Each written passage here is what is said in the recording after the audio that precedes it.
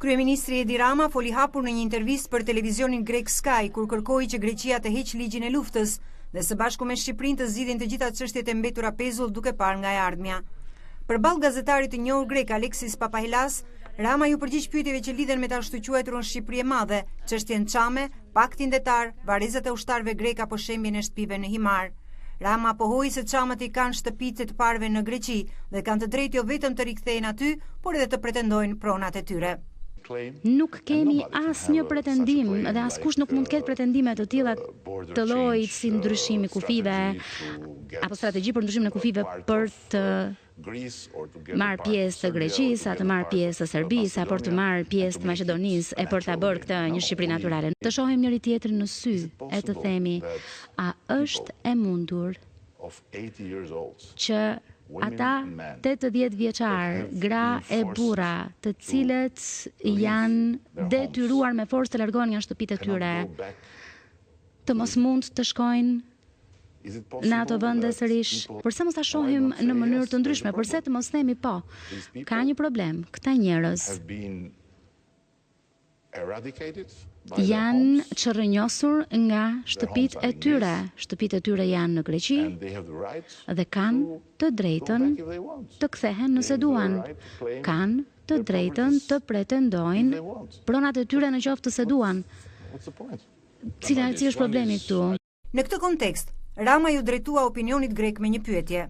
A e din grekët se jemi në gjendje lufte? Përse nuk e heqim këtë ligj të gjendjes së luftës? E më pas, mund t'ju themi këtyre njerëzve thjesht në rregull, sepse ky ligj i gjendjes së luftës përdoret si pengesë që ata të shkojnë përmes sistemin ligjor. Për paktin detar me Greqinë, kryeministri Rama është pyetur nga gazetari grek nëse në qendrimin shqiptar ka ndikim nga marrëdhënia me presidentin turk Recep Tayyip Erdogan. Nuk është sekret që jam një mik i mirë me presidentin.